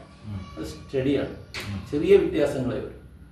അപ്പോൾ ആ ഇടതുപക്ഷ വോട്ടുകളിൽ സ്വാധീനം ചെലുത്താൻ പറ്റുന്ന ഒരാൾക്ക് മാത്രമേ ഇനി എപ്പോൾ ഇലക്ഷൻ നടന്നാലും ജയിക്കാൻ കഴിയൂ. അതായത് 67-80 എപ്പോഴും നിൽക്കും. UDF ഒരു പരമാവധി പോയാൽ ഒരു 67,000, LDF 80, ആ ഒരു റേഞ്ചിൽ, അല്ലെങ്കിൽ 13-15 വ്യത്യാസം എപ്പോഴും ഉണ്ടാവും. കൂടുതൽ ഇപ്പോൾ കോൺഗ്രസ് സ്ഥാനാർത്ഥി കലാകാലമായിട്ട് മത്സരിക്കും, ഇന്ത്യൻ നാഷണൽ കോൺഗ്രസ് സ്ഥാനാർത്ഥിയാണ്. കാരണം ഒരിക്കൽ കോൺഗ്രസിൻ്റെ MLA അവിടെ ഉണ്ടായിരുന്നു 87 വോട്ടിന് ജയിച്ചു. അത് ചില പ്രശ്നങ്ങളുടെ ഭാഗമായി കോൺഗ്രസ് സ്ഥാനാർത്ഥി ജയിച്ചു. ഈ ജനറൽ സീറ്റായപ്പോൾ ആദ്യം അഡ്വക്കേറ്റ് MC ജോസാണ് മത്സരിച്ചത്. അദ്ദേഹം ചെറിയ വോട്ടാണ്, 12,000 വോട്ടിനാണ്, ചെറിയ വോട്ടല്ല, 12,000 വോട്ട് തോറ്റു. ഏറ്റവും നല്ല കാൻഡിഡേറ്റ് ആയിരുന്നു. അത് കഴിഞ്ഞ് ധന്യ സുരേഷ് 2016 മത്സരിച്ചു. നല്ല കാൻഡിഡേറ്റ് ആയിരുന്നു. DCC ജനറൽ സെക്രട്ടറി ആയിരുന്നു. പ്രത്യേകിച്ച് DCC പ്രസിഡന്റ് ആയിരുന്നു. ഗംഗാരനാഥൻ്റെ മകളായിരുന്നു. പക്ഷെ അവരും 25,000 വോട്ടിന് പരാജയപ്പെട്ടു. അത് കഴിഞ്ഞിട്ട് നല്ല സ്ഥാനാർത്ഥിയായിരുന്നു. 2021 മത്സരിച്ചു. നല്ല ചെറുപ്പക്കാരനാണ്, വക്കീലാണ്, നല്ല പെരുമാറ്റമുള്ള, നല്ല ചെറുപ്പക്കാരനായിട്ടുള്ള കാൻഡിഡേറ്റ് ആവാൻ പറ്റിയ ചെറുപ്പക്കാരൻ, ഒരു നല്ല ആളായിരുന്നു. PV Suresh advocate. അദ്ദേഹം മത്സരിച്ചു. അത് 27,000 ശിഷ്ടായിട്ട് ഭൂരിപക്ഷം LDF സ്ഥാനാർത്ഥി. അപ്പോൾ കോൺഗ്രസ് സ്ഥാനാർത്ഥികൾ പറ്റാഞ്ഞിട്ടോ അല്ലെങ്കിൽ കഴിവില്ലാത്തവരോ മത്സരിച്ച് ജയിക്കാൻ കഴിയാത്ത ആളുകളല്ല. അവിടുത്തെ ആ മണ്ഡലത്തിൻ്റെ പ്രത്യേകത എന്ന് പറയുന്നത് കമ്മ്യൂണിസ്റ്റ് ഇടതുപക്ഷ പ്രസ്ഥാനത്തിന് നല്ല വേരോട്ടുള്ള സ്ഥലമാണ്. ആ വിഭാഗത്തിൽ നിന്ന് ഏതെങ്കിലും നിലയിൽ കുറച്ച് വോട്ട് തിരിച്ചു പിടിക്കാൻ പറ്റുന്ന ഒരാൾക്ക് ഏത് കാലത്തായാലും അവിടെ ജയിക്കാൻ കഴിയും. അപ്പോൾ ഇപ്രാവശ്യം എന്ന് പറഞ്ഞാൽ നേരത്തെ തന്നെ പാർട്ടിക്കകത്ത്, RSPക്കകത്ത് ഇതുമായി ബന്ധപ്പെട്ട് ജില്ലാതലത്തിൽ ചർച്ച നടന്നിരുന്നു. ചർച്ചയുടെ റിസൾട്ട് സംസ്ഥാന നേതാക്കൾ പങ്കെടുത്ത യോഗങ്ങളിലൊക്കെ അത് പറഞ്ഞിരുന്നു. അങ്ങനെ ചർച്ച അവസാന ഘട്ടത്തിലെത്തുമ്പോൾ, തെരഞ്ഞെടുപ്പിൻ്റെ ഘട്ടത്തിലെത്തുമ്പോൾ 1-2 ഇഷ്യൂസൊക്കെ സീറ്റുമായി ബന്ധപ്പെട്ട് കൊല്ലം ജില്ലയിലും. അപ്പോൾ ഇതും കാഞ്ഞങ്ങാട് പരിഗണനയിലുണ്ടായിരുന്നു. പാർട്ടി തീരുമാനം കാഞ്ഞങ്ങാട് ചോദിക്കണം, അതുകൊണ്ട് കാഞ്ഞങ്ങാട് കിട്ടണമെന്നൊന്നുമില്ല. കാഞ്ഞങ്ങാട് ചോദിക്കണമെന്ന് തീരുമാനിച്ചിരുന്നു. കാഞ്ഞങ്ങാട് ചോദിച്ചിരുന്നു. സീറ്റിൽ കാഞ്ഞങ്ങാട് വേണം. ചോദിച്ചത് 12 ജില്ലയിൽ കൂടി ഒരു സീറ്റാണ്. കൊല്ലത്തിനിപ്പുറം ഈ 12 ജില്ലയിൽ കൂടി ഒരു സീറ്റാണ്. അത് കാഞ്ഞങ്ങാട് ഒരു സീറ്റ്, ഒറ്റ സീറ്റ്. സ്ഥാനാർത്ഥിയായിട്ട് എന്നെ നിശ്ചയിച്ചത്. അത് നിശ്ചയിക്കുന്നതിന് മുമ്പ് തന്നെ എനിക്ക് ജയിക്കാനുള്ള എന്തുകൊണ്ട് സാധ്യത എന്നുള്ളത്, ആ സാധിക്കുന്ന ഒരു വലിയ വിഭാഗം ആദിവാസി മേഖലയാണ്. അത് പാർട്ടിക്കും മുന്നണിക്കൊക്കെ അറിയാം, ഇടതുപക്ഷത്തിനും അറിയാം. അവര് സംസ്ഥാന തലത്തിൽ UDF നേതാക്കളെ കണ്ട് വിഷയം ചർച്ച ചെയ്തു.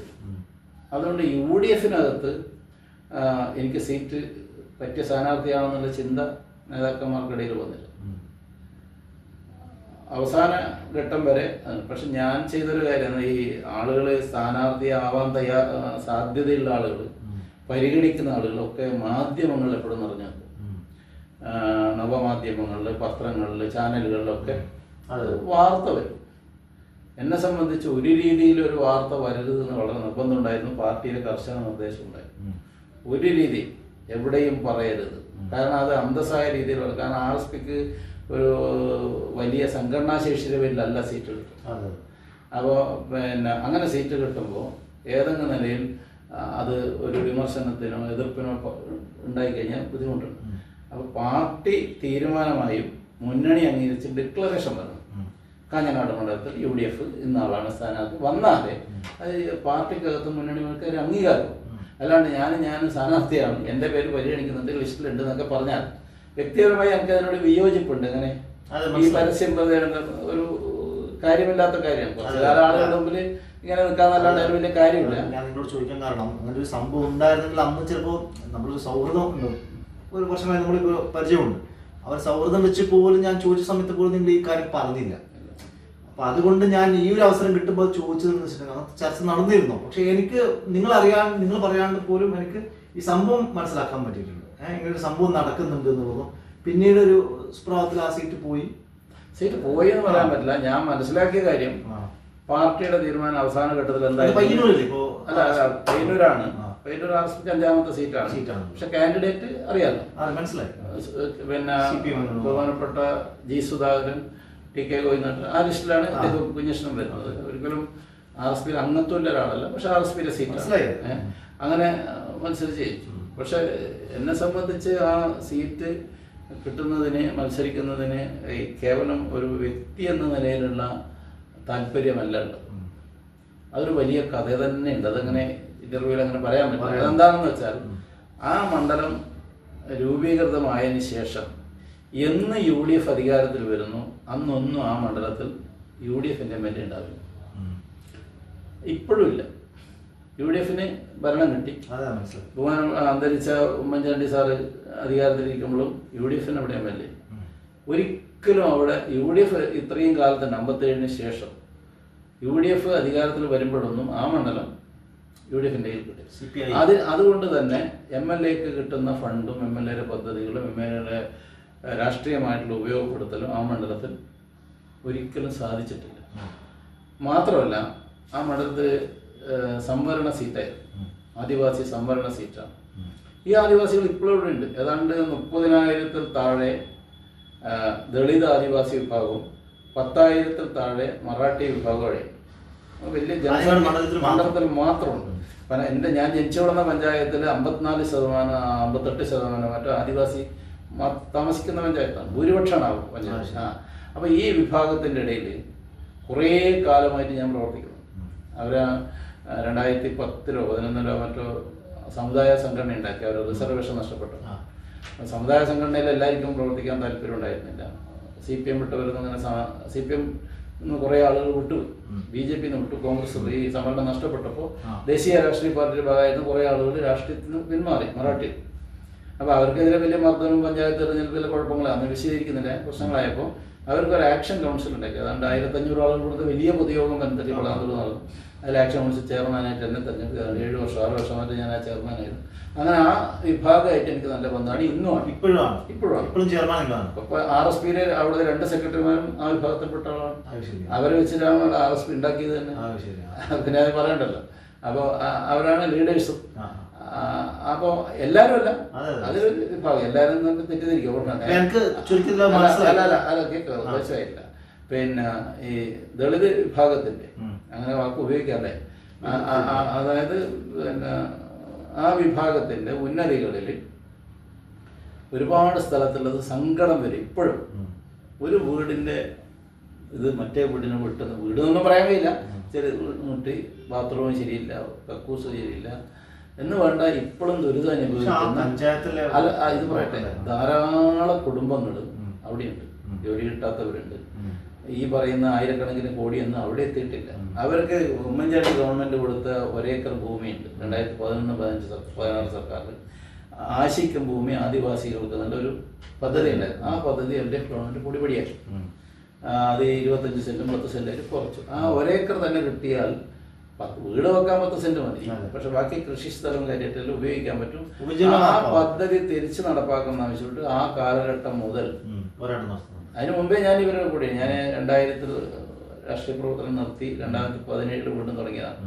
ആ കാലഘട്ടത്തിൽ മുഴുവൻ ഞാൻ മനുഷ്യാവകാശ സംഘടനയുടെ സംസ്ഥാന ജനറൽ സെക്രട്ടറി, അങ്ങനെ കുറേ പൊതുമേഖലയിൽ പ്രവർത്തിച്ചു. ആ ഘട്ടത്തിൽ ഈ വിഭാഗമായിട്ട് എനിക്ക് ബന്ധമുണ്ടായിരുന്നു. ആ ബന്ധം വളർന്ന് ഇവർ തന്നെ ഇപ്പോൾ നമ്മുടെ ജില്ലക്കകത്ത് വലിയ ഭൂരിപക്ഷം രാഷ്ട്രീയ ബന്ധം ഇല്ലാത്തവരാണ്. അതിൽ കോൺഗ്രസിലാളുണ്ട്, പിന്നെ ലീഗിൽ പോലും ആദിവാസികളുണ്ട്, എല്ലാ പാർട്ടിയിലും ഉണ്ട്. പക്ഷെ വൻഭൂരിപക്ഷം രാഷ്ട്രീയം ഇല്ലാത്തവരാണ്. അവർ ഒരു വലിയ സംഘടനാ സെറ്റപ്പ് ഒന്നുമില്ല, പക്ഷെ അവർ വലിയ ശക്തിയാണ്. ആ ശക്തി പലപ്പോഴും എന്നെ പല കാര്യങ്ങളും സഹായിച്ചിട്ടുണ്ട്, ഞാൻ തിരിച്ചും സഹായിച്ചിട്ടുണ്ട്. അവര് നേരിട്ട് UDF സംസ്ഥാന നേതാക്കളെ, ഇപ്പോഴത്തെ മുഖ്യമന്ത്രി അടക്കം രമേശ് ചെന്നിത്തല പോലുള്ള നേതാക്കളെ കണ്ട് ഞങ്ങൾ ഇദ്ദേഹത്തെ പിന്തുണക്കാൻ തയ്യാറാണ്, UDF ഇല്ലാത്ത ഇത്ര വോട്ട് ഞങ്ങളെടുത്തിട്ടുണ്ട്, ആ വോട്ട് ഭൂരിപക്ഷം ഇങ്ങനെയുള്ളതാണ്, പറഞ്ഞു കൊടുത്തിട്ട് പറഞ്ഞ് ഈ ആളെ ഞങ്ങളെ സ്ഥാനാർത്ഥിയായിട്ട് നിർത്തണം. അവരാവശ്യപ്പെട്ടത് UDF സ്ഥാനാർത്ഥിയായിട്ട് നിർത്തുന്നതല്ല, ഞങ്ങളെ സ്ഥാനാർത്ഥിയായിട്ട് നിർത്തണം, ഇത്ര വോട്ടുണ്ട്. അത് പോളിംഗിന്റെ സമയത്ത് ആ രീതിയിൽ പോൾ ചെയ്തിരുന്നെങ്കിൽ, പോളിംഗ് അങ്ങനെ നടന്നിരുന്നെങ്കിൽ, അങ്ങനെ പറയാൻ പല കാരണങ്ങളുണ്ട്, ഞാൻ എങ്ങനെ ആ ഭാഷ ഉപയോഗിക്കുന്നത്, ആ വോട്ട് വന്നിരുന്നെങ്കിൽ കാഞ്ഞങ്ങാട് സീറ്റും 5 കിട്ടും, ഒരു സംശയമില്ല. തൃക്കരിപ്പൂര് പയ്യന്നൂരൊക്കെ UDF ജയിക്കുക എന്ന് പറഞ്ഞാൽ, പ്രത്യേകിച്ച് പയ്യന്നൂര്, ഞാൻ ഇന്ന് കുറച്ചും കൂടെ എളുപ്പമായിരുന്നു. 15,319 വോട്ടിന്റെ വ്യത്യാസമാണ്. അത് ഉറപ്പായിട്ട് 8,000 വോട്ട് വിളിച്ചാൽ മതി. അല്ല, ഞാനത് ഈ വർഷം അതൊക്കെ ചില സ്ഥലത്ത് അങ്ങനെയൊക്കെ ഉണ്ടാവും. തോക്കാൻ ചില സീറ്റ് കൊടുക്കേണ്ടി വരും. മുന്നിപ്പോ കേരള കോൺഗ്രസിന് വേറെ സീറ്റില്ല കൊടുക്കും, അത് കൊടുത്തു. സന്ദീപ് വാര്യർക്ക് വേറെ സീറ്റില്ല. അല്ല, അങ്ങനത്തെ പ്രതീക്ഷ തന്നെ. ഇതില് ഞാൻ വേറെ കാര്യത്തിലേക്ക് പോകുന്നു, സമയപരിധി ഉണ്ടല്ലോ, നമുക്ക് നീണ്ടിട്ട് പോകാമല്ലോ. വേറെ വിഷയം ഞാൻ വെച്ചിട്ടുണ്ടെങ്കിൽ, നമുക്ക് പ്രളയം, എൻ്റെ ഒരു നിരീക്ഷണം വെച്ചിട്ടുണ്ടെങ്കിൽ, ഈ പ്രളയവുമായി ബന്ധപ്പെട്ട് 2018 ആ സമയത്ത് വന്ന പ്രളയമാണ് നമ്മൾ ഇപ്പോൾ ലേറ്റസ്റ്റ് കണ്ടിൽ ഏറ്റവും വലിയ പ്രളയം. അന്നേ നമുക്ക് കാര്യങ്ങൾ ചിന്തിച്ചിരുന്നെങ്കിൽ ഈ പ്രളയം ഒഴിവാക്കാമായിരുന്നു. എൻ്റെ ഒരു ഒപ്പീനിയനാണ്. ഞാൻ പറഞ്ഞത്, ഈ കടലിലും മണൽ വാരുന്നതിനും ഒക്കെ നിയന്ത്രണം ഏർപ്പെടുത്താം. കടൽ കയറ്റുന്ന സമയത്ത് പുഴകളിലും തോടുകളിലും കായലുകളിലൊക്കെ മണൽ വാരേണ്ടതല്ലേ, യഥാർത്ഥത്തിൽ അന്നേ വാരേണ്ടതല്ലേ. പിന്നെ ഇതിന് നിയന്ത്രണം കൊണ്ടുവന്നത്, പിന്നെ അതിനൊരു ബ്ലാക്കിൽ കൊണ്ടുവന്ന പോലെ കച്ചവടം ഉണ്ടാക്കി കൊടുത്തത്, കുറേ രാഷ്ട്രീയക്കാർക്കും കുറേ ആൾക്കാർക്കും മണൽ മാഫിയ ആക്കിയിട്ട് നിൽക്കാനുള്ള സംവിധാനം ഒരുക്കിയത്, ഇതൊക്കെ എന്തിനായിരുന്നു? സർക്കാർ ഇതിനെ എങ്ങനെയൊക്കെ ചെയ്തത്? അല്ല, അത് പറയുമ്പോൾ ഞാൻ ഈ എൻ്റെ നിയോജക മണ്ഡലത്തിൽ, പ്രത്യേകിച്ച് മറ്റു സ്ഥലത്ത് ഞാൻ പോയിട്ടുണ്ട്, ഈ മണ്ണിടിച്ച് ഹൃദയം പറിച്ചെടുക്കുന്നത് പോലെ മലകളെ തുരന്ന് ക്വാറികൾ വന്നിട്ടുണ്ട്. ക്വാറി വരണ്ടാന്നോ കല്ല് പൊട്ടിക്കണ്ടാന്നോ അതൊന്നും ഉപയോഗിക്കണ്ടെന്നുള്ള അഭിപ്രായം നടക്കില്ല. ആവശ്യത്തിന് അത് വേണം, അത് ആവശ്യത്തിനേ പാടില്ല. അതൊരു വലിയ വ്യവസായം ഭീഷണിയും ഒരു താഴെ താമസിക്കുന്ന മുഴുവൻ ആളുകളെയും തകർത്ത്, നമ്മളെ അറിയാലോ വയനാട്ടിലൊക്കെ നടന്നതുപോലെ ഇവിടെ നടക്കരുത് എന്നുള്ള വെച്ചിട്ടുള്ള ഒരു പരിസ്ഥിതി. ഞാൻ പശ്ചിമഘട്ട പരിസ്ഥിതി സമിതി രൂപീകരിച്ച് എൻ്റെ ചെയർമാനായിട്ട് വർക്ക് ചെയ്ത പല ഭീഷണി എനിക്കുണ്ടായിരുന്നു. ചില ക്വാറികൾ തുറക്കാൻ നമുക്ക് സമ്മതിച്ചു. എൻ്റെ നാട്ടിൽ ഞാൻ സമ്മതിച്ചിട്ടേ ഇല്ല, ജനങ്ങൾ കൂടെ വന്നിരുന്നു. അങ്ങനെ പല വിഷയം, അതാണ് എല്ലാം ഞാൻ ഇവിടെ പറഞ്ഞില്ല. റാണി വരുന്നുണ്ടായിരുന്നു, അങ്ങനെ പല സ്ഥലത്തും ഇതിൻ്റെ മുൻപന്തിയിലുള്ള പ്രവർത്തനമായിട്ട് ഞാൻ പോയിട്ടുണ്ട്. പരിസ്ഥിതി എന്ന് പറയുന്നത് ജനങ്ങളാണ് ഇതുവരെ ഇതൊക്കെ നശിപ്പിച്ചിട്ടുള്ളത്, അത് രാഷ്ട്രീയമില്ലേ, ജനങ്ങളാണ്. ചെറിയൊരു ഉദാഹരണം പറയാം. എൻ്റെ കുട്ടിക്കാലത്ത് കോട്ടപ്പാറ വഴി നവങ്കല്ലപ്പുറം വരുമ്പോൾ കുറേ സ്ഥലത്ത് മരം ഇങ്ങനെ ഇട്ട് വെച്ചിട്ടുണ്ട്. അത് മുഴുവൻ മരം മുറിച്ച് ഗ്വാളിയർ റേഞ്ചിലേക്ക് കൊണ്ടുപോയതാണ്. അത് എൻ്റെ തലമുറയുള്ളവർ ചെയ്തതാണ്, എൻ്റെ തലമുറക്ക് മുമ്പുള്ളവർ ചെയ്തതാണ്. ഇന്നത്തെ തലമുറയോട് ഈ മരം വെച്ച് പിടിപ്പിക്കണമെന്ന് പറയേണ്ടി വരുന്നു. അപ്പോൾ പരിസ്ഥിതി പ്രശ്നം തന്നെ വളരെ രൂക്ഷമാണ് പല സ്ഥലത്തും. ആ പരിസ്ഥിതി വിഷയത്തിൽ പെട്ടതാണ് ഈ മണലെടുക്കൽ എന്നുള്ളത്. ഇപ്പം നമ്മൾ ഈ മണൽ കയറ്റി പോകുന്ന വണ്ടിയൊക്കെ പോലീസ് പിടിക്കുകയും ഫൈൻ ചെയ്യുകയൊക്കെ ചെയ്യുന്നുണ്ട്. ആ മണലെടുക്കലല്ല ഇത്, അങ്ങനെ തെറ്റിദ്ധരിക്കേണ്ട കാര്യമില്ല. ഒരു അണക്കെട്ടിൽ പകുതിയോളം മണൽ വന്ന് നിന്നാൽ വെള്ളം അവിടെ നിൽക്കില്ല, അതിൻ്റെ സ്വാഭാവികമല്ലേ. നമ്മളൊരു ഐസ് കെട്ട ഒരു ഗ്ലാസ്സിലിട്ടാൽ പിന്നെ വെള്ളം എത്ര പോലെ ഒഴിക്കാം, ഐസ് കെട്ട ഐസ് വാക്കിൽ ഒഴിക്കാൻ പറ്റും. അതുപോലെ ഈ മണലിങ്ങനെ പൊങ്ങി വന്ന് വലിയ നില വെള്ളം പിന്നെ അവിടെ നിൽക്കുന്നില്ല, വെള്ളം അടുത്ത സ്ഥലത്തേക്ക് ഒഴുകും. അല്ലെ, എല്ലാ തോടുകളിലും പുഴകളിലും ഇപ്പോൾ ഉള്ളത് അങ്ങനെയല്ല. അപ്പൊ അത് ഗവൺമെന്റ് തലത്തിൽ മണൽ കൊടുക്കുന്നുണ്ടല്ലോ, ചാക്കിലാക്കി വിൽക്കുന്നുണ്ടല്ലോ ഗവൺമെന്റ് മണൽ വെക്കുന്നുണ്ട്.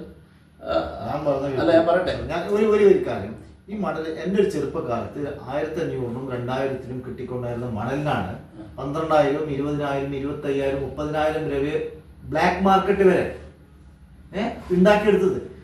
സമയം പ്രളയം വന്നു, തോടുകളിൽ മണൽ നിറഞ്ഞു, ആഴമില്ല, വെള്ളം മുകളിൽ പോവും, നാടുകളിലേക്കല്ലേ പോവും, വീടുകളിലെ ഒളിച്ചു പോവും. അത് മാത്രമല്ല ഈ മണല് ഗവൺമെന്റിന്റെ ഏജൻസി തന്നെ, പ്രൈവറ്റ് വ്യക്തികൾക്ക് കൊടുക്കാതെ ഗവൺമെന്റ് ഏജൻസി തന്നെ ഈ മണല് എടുക്കണം, പുഴകളിൽ നിന്ന് എടുക്കണം. വെള്ളം എവിടെയൊക്കെ ഒഴുകി കടലിലേക്ക് പോകാൻ സാധ്യതയുണ്ടോ, എവിടെയൊക്കെ തടയപ്പെടുന്നു, അത് മുഴുവൻ കേരളം മൊത്തം, നമ്മുടെ 44 നദികളുടെ ഒന്ന് മാത്രമാണ് കിഴക്കോട്ട് ഒഴുകുന്ന കാവേരി നദി, ബാക്കി മുഴുവൻ പടിഞ്ഞാറോട്ട് കടലിലേക്ക് പോകുന്ന നദികളാണ്.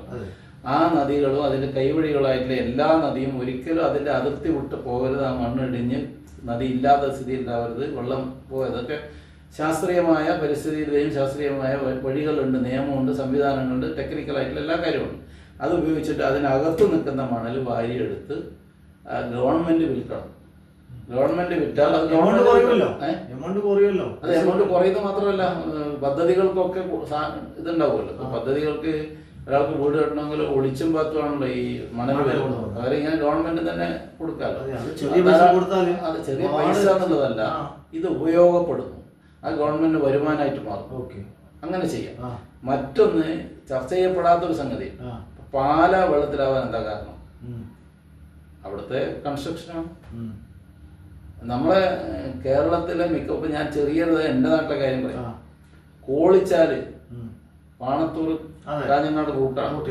കോളിച്ചാൽ പാലത്ത് നോക്കിയാൽ കാണുന്നത് അവിടെയുള്ള റൈറ്റ് സൈഡിലെ ബിൽഡിങ് ആ വെള്ളം ഒഴുകുന്ന തോട്ടിലാണ് അതിന്റെ ഫൗണ്ടേഷൻ. പഞ്ചായത്തിന്റെ നിയമമുണ്ട്, ഇതിന്ന് എത്ര ദൂരം വിട്ടിട്ടാണ് ബിൽഡിംഗ് കെട്ടേണ്ടത്.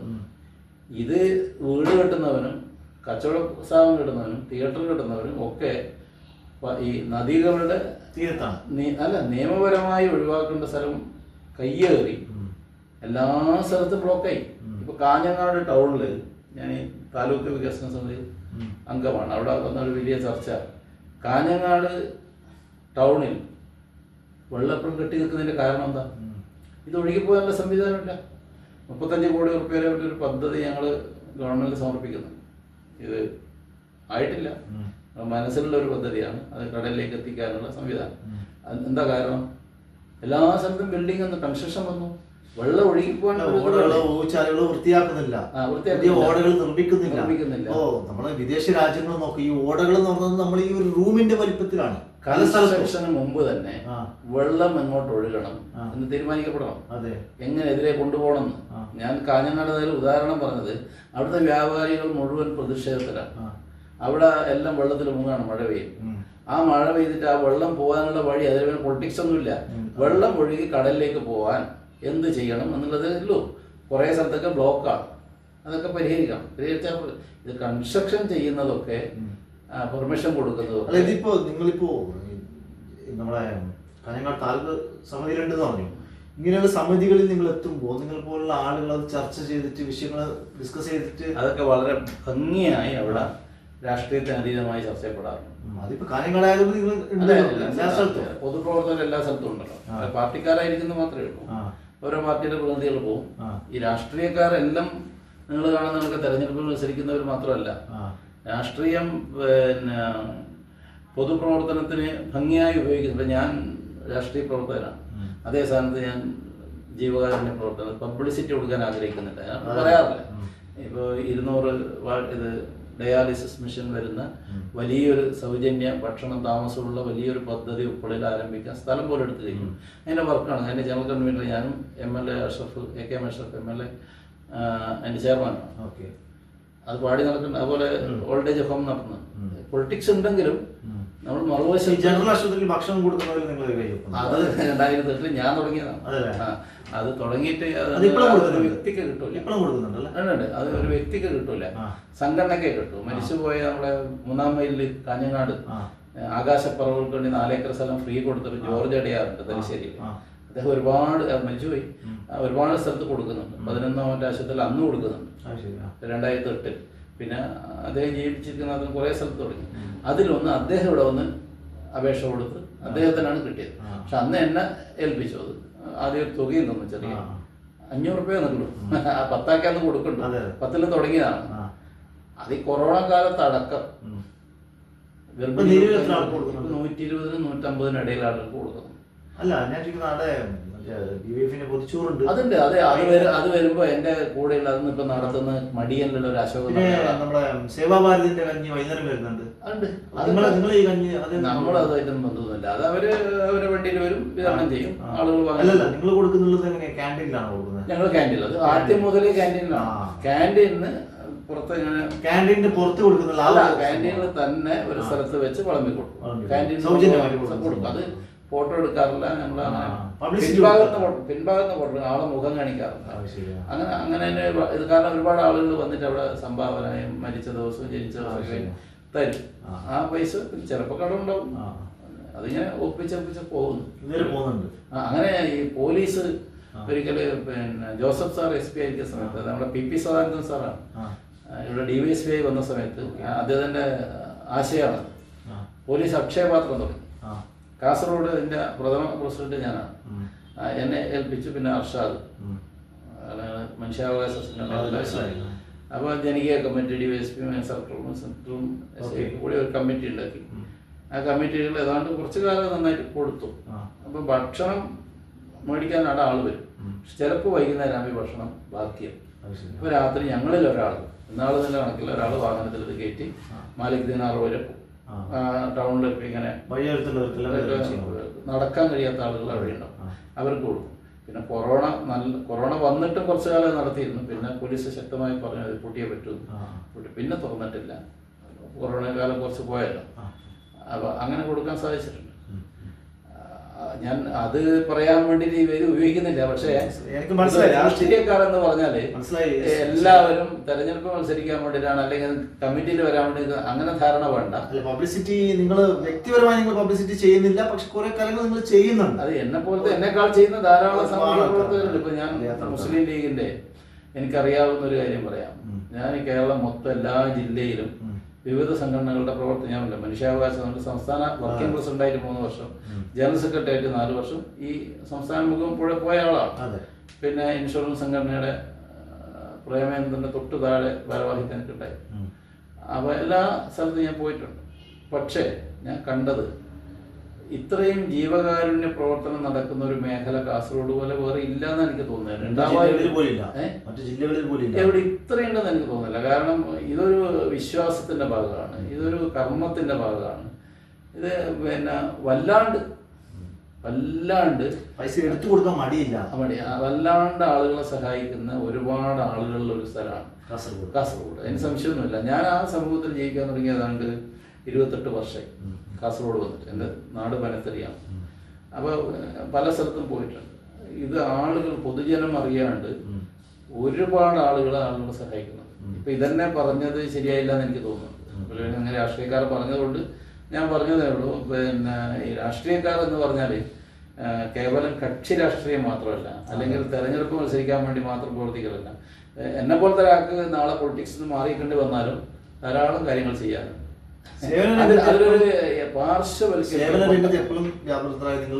പാർശ്വവൽക്കരിക്കപ്പെട്ട ജനങ്ങളുടെ കൂടെ നിൽക്കുക എന്നുള്ളതിന്റെ സംതൃപ്തി വേറൊന്നുമില്ല. അതാണ് ഏറ്റവും വലുത്. നമുക്ക് സമയം ഇങ്ങനെ കൊണ്ടുപോകുന്നുണ്ട്, വൈൻഡപ്പ് ചെയ്യാൻ തോന്നുന്നുണ്ട്. എല്ലാവിധ ആശംസകളും നേരുന്നു. താങ്ക്സ്. ഒന്നാലും സന്തോഷം. ആയിക്കോട്ടെ. ഇനിയും വിളിക്കും, ഒരുപാട് കാര്യങ്ങൾ ഇടയ്ക്കിടയ്ക്ക് ചർച്ച ചെയ്യേണ്ടി വരും. നോക്കാം.